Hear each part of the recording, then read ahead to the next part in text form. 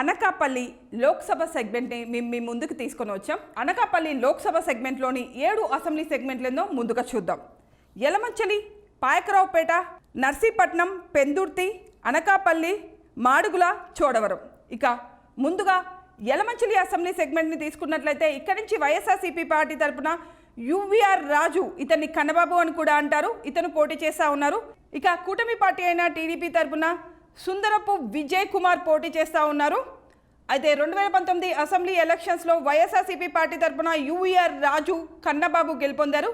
అయితే ఈసారి కూటమి పార్టీ అయిన టీడీపీకి గెలుపొందే అవకాశం ఎక్కువగా ఉంది. యలమంచిలి అసెంబ్లీ నియోజకవర్గం నుంచి సుందరపు విజయ్ కుమార్కి గెలుపొందే అవకాశం ఎక్కువగా ఉంది.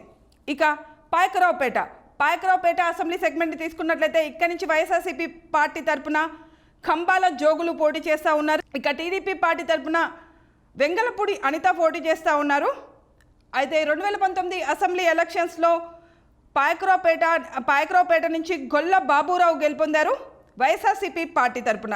ఇక ఈసారి కూటమి పార్టీ అయిన టీడీపీ అభ్యర్థి వెంగళపూడి అనితకి గెలుపొందే అవకాశం ఎక్కువగా ఉంది. ఇక నర్సీపట్నం అసెంబ్లీ సెగ్మెంట్ని తీసుకున్నట్లయితే ఇక్కడి నుంచి వైఎస్ఆర్సీపీ తరపున పి ఉమాశంకర్ గణేష్ పోటీ చేస్తూ ఉన్నారు. ఇక టీడీపీ తరపున చింతకాయల అయ్యన్న పాత్రుడు పోటీ చేస్తూ ఉన్నారు. 2019 అసెంబ్లీ సెగ్మెంట్లో పి ఉమాశంకర్ గణేష్ వైఎస్ఆర్సీపీ పార్టీ తరపున గెలుపొందారు. అయితే ఈసారి మాత్రం కూటమి పార్టీ అయిన టీడీపీ తరపున చింతకాయల అయ్యన్న పాత్రుడు గెలుపొందే అవకాశం ఎక్కువగా కనిపిస్తూ ఉంది. పెందుర్తి అసెంబ్లీ సెగ్మెంట్ తీసుకున్నట్లయితే ఇక్కడి నుంచి వైఎస్ఆర్సీపీ పార్టీ తరపున అన్నంరెడ్డి అదీప్ రాజు పోటీ చేస్తూ ఉన్నారు. ఇక కూటమి పార్టీ అయిన జనసేన పార్టీ తరపున పంచకర్ల రమేష్ బాబు పోటీ చేస్తూ ఉన్నారు.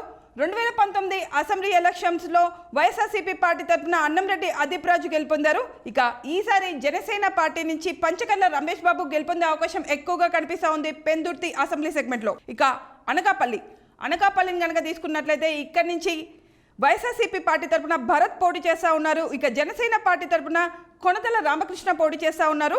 2019 అసెంబ్లీ ఎలక్షన్స్లో గుడివాడ అమర్నాథ్ అనకాపల్లి అసెంబ్లీ సెగ్మెంట్ నుంచి గెలుపొందారు. ఇక ఈసారి కూటమి పార్టీ అయిన జనసేన పార్టీ నుంచి కొనతల రామకృష్ణ గెలుపొందే అవకాశం ఎక్కువగా ఉంది.